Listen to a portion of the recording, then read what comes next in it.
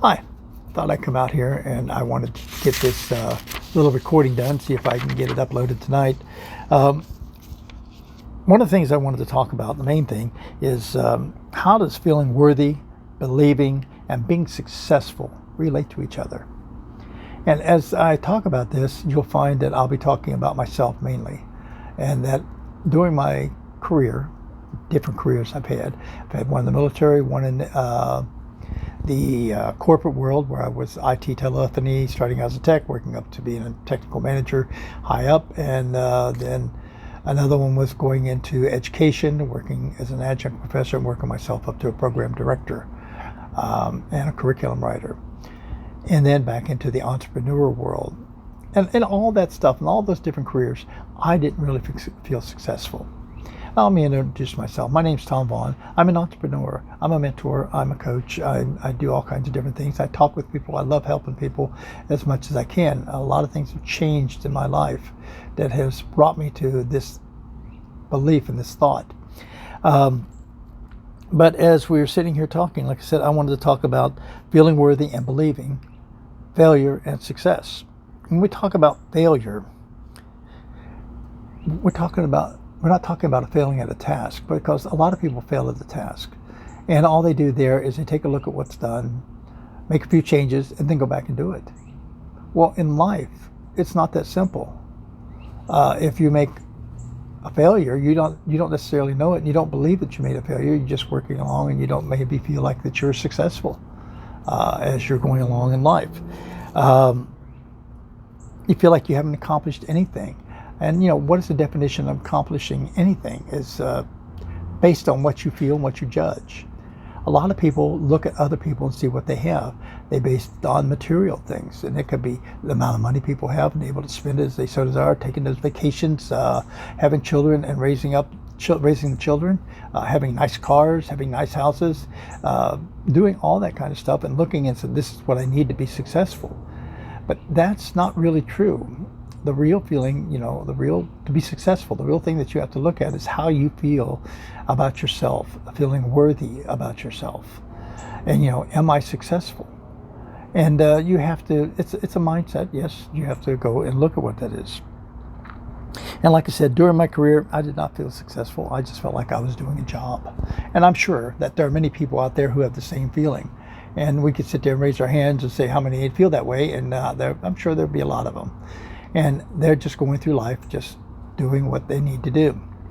But in failures with this and not being successful, there's two reasons. One is that they don't know what they want to do, which, yeah, I was there. I wasn't sure what I wanted to do, but now I've got a good idea. And the second one is, if you know what you want to do, are you worthy of doing it? Or know how to get there? So let's take a look at that latter one and do a definition of worthy. And I've got two of them here. One's a noun and the other is the adjective. So I read the noun definition.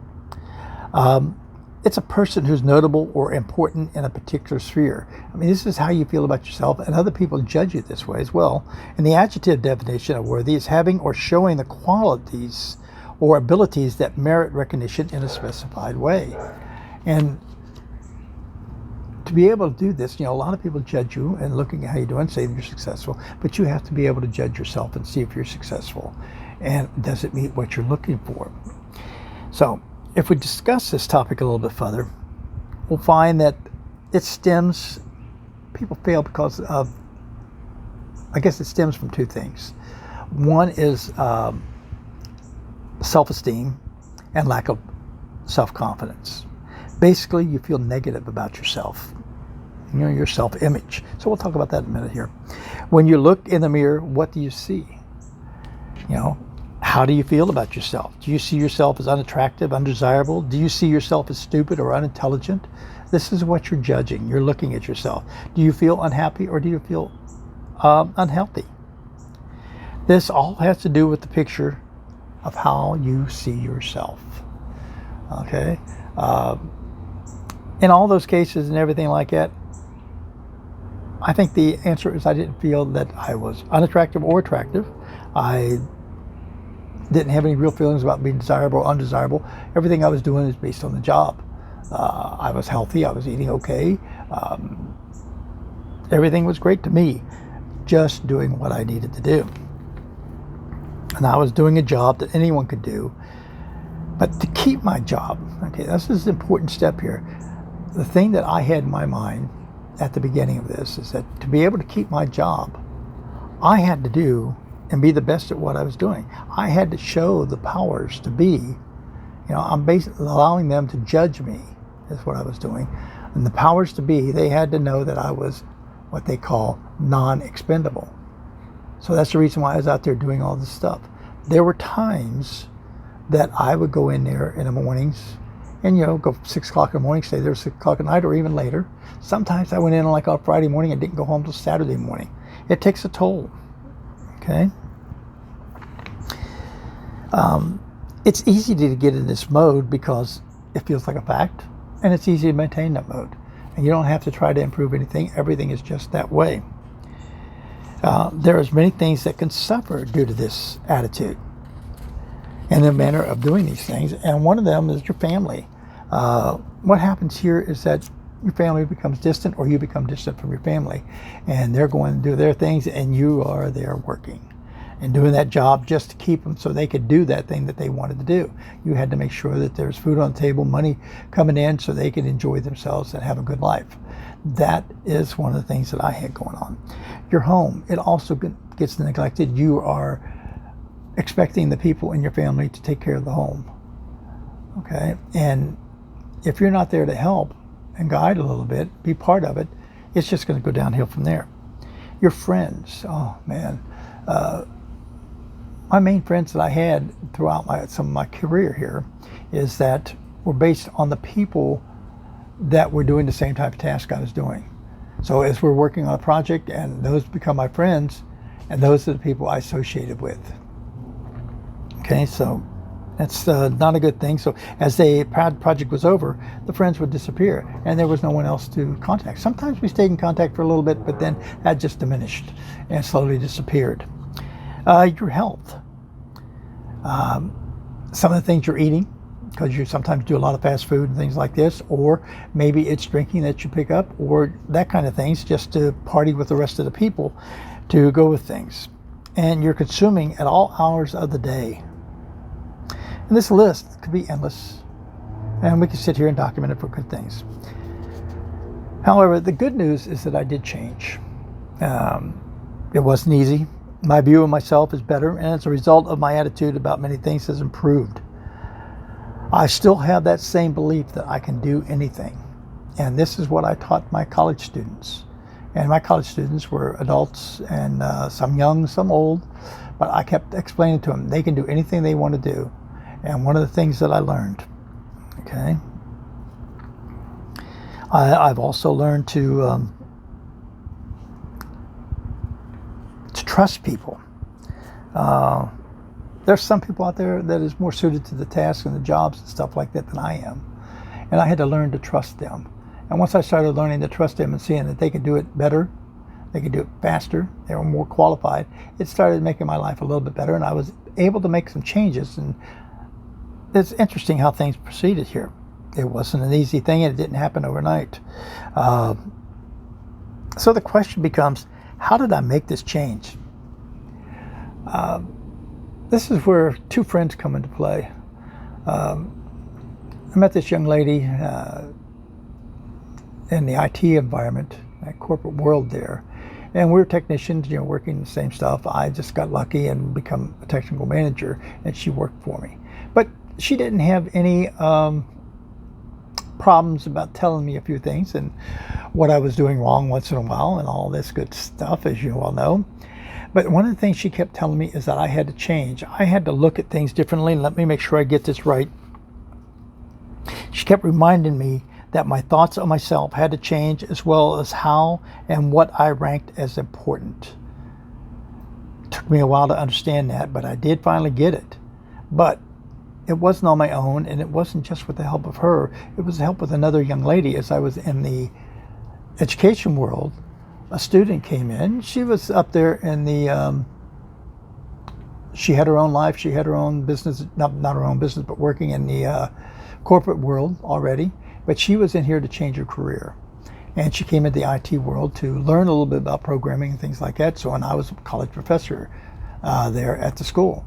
She went on. She finally, went on to do other things and slowly got out of the school and graduated and went on doing business. But she and I stayed in touch. She saw something in me that she liked, which is I'm very grateful for and appreciate a whole lot, because this young lady actually became my wife as later on, as time passed. Again, that was many years. The time lapse that went on here is that my friend of getting me where I'm supposed to need to be and everything like that, she and I have been friends for about 28 years now. My wife and I have been together for about 20 years. We built an unbelievable, great friendship and then got married, and it's still going strong. And she still does those few things. As she is that positive person, both of them, they're supportive of what I'm doing. I've also found other friends who are doing the same thing. Okay, and like I keep telling you, the changes did not occur. It took many years, and changes is still coming. Something I learned along the way is that you have to have belief, and you have to have, as they call it, faith, I guess. Every day you have to work at what you want. Every day. It's not, and you have to understand what you want. Okay, and one of the things that I wanted was freedom. And understanding freedom means that I had to be freedom from my bills, freedom from having to have money, freedom from having to work, and freedom to be able to do that. And I got myself into a position like that and understanding that. And by doing that, I actually feel successful. And that's quite an accomplishment in my mind. The first thing I had to do was accept change was required. And that's something I grew up with in the IT environment, is that change is always occurring. So that wasn't new to me, but it was something that I had to accept for myself, that I had to change. So I had to go through that. I also had to learn about self-image, and that there's a few types. And one of those types is how an individual sees oneself. Another one is that how others see that individual. And the last one is how an individual perceives others see them.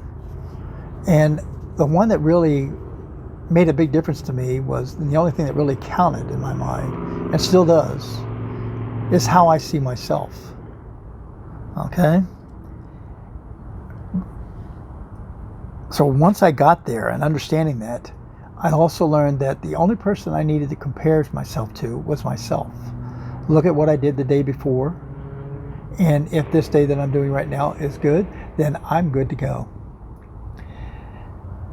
I also found some steps that I had to follow to be able to go through this, and I've got them listed down here, and I'll also talk about them here a little bit. And one of the things you want to do in your steps, and I got 7 of them, is that you want to start small. You don't want to do a lot of big steps. You want to do it small. And what this allows you to do is that you can get things done. You don't lose anything that's going on, and you understand the benefits that you're getting from it. You can appreciate what's happened there. The other thing you have to understand is that your worst critic is yourself. At least it was for me. And I had to learn to say no to that critic. I had to learn to be able to say no to doing things and let other people do them, that's a huge task for me, but we got through that and it worked great. I had to also learn to take what I call a 2-minute self-appreciation break. I would look at what I've done and I would have to learn how to appreciate myself. And I'd do 2 minutes to understand that. I also had to go through and understand that, one of the things that I felt was perfection was extremely important. But perfection doesn't exist. That's something you have to understand. The best you can do is what's called good enough. And you strive for excellence. If in your mind and you feel that you've done everything you can do and the best you can do, then that is good enough. You don't have to keep trying other things to get it done. Okay? You have to stop trying to correct all the different flaws that are going on, because there's little flaws out there that they're endless. And if you keep going after trying to correct each one, you'll never get anywhere. So you just have to accept good enough is where you need to be. And like I said before, one of the things I really had to learn is that, and understand, and I didn't do too much of this, at least I didn't think I did, but it still existed, you need to learn to not compare yourself to anyone else but yourself. That's a big step. If you compare yourself to yourself and you keep doing better each day, each thing that you're doing, then you're on the right track, going to the direction that you want to do. And like I said, the only thing you have to do is not compare yourself to others. The other thing that you have to do on step 6 here is you have to look at the people you're hanging around with. If they have negative vibes, they're not supportive and things like this, they're not good for you. As I said, the people that I've surrounded myself with now are supportive. And they're extremely supportive, and sometimes they yell at me that I need to get back on track of where I needed to be, and I appreciate that. And because there's once in a while I can get off track.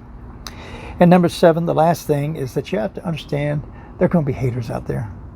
People are going to hate what you're doing, and they're going to hate you looking good and all this good stuff. Don't pay any attention to them. It doesn't make any difference how they feel or what they do. It's time to bring this thing to a closure. And many years have passed. And I've done a lot of self-improvement by a lot of it's reading, a lot of it's doing courses, a lot of it's going to different events, listening to people are talking positive, being supportive, not necessarily motivating and inspirational and things like that. That's nice, but understanding, what it means to be worthy. They're explaining that more to you. Understanding what it means to be yourself and how to gauge yourself. What's important to you, understanding how to decide that. Those are the things that I went through and I've been doing and I'm still doing. And it's called personal development. I think about myself as has improved considerably. I feel worthy of what I have accomplished throughout my different careers. And then I feel very successful that there is more to come. And I have supportive people around me, and my most supportive is my wife. This is Tom Vaughn signing off. Have a wonderful day. Take care now.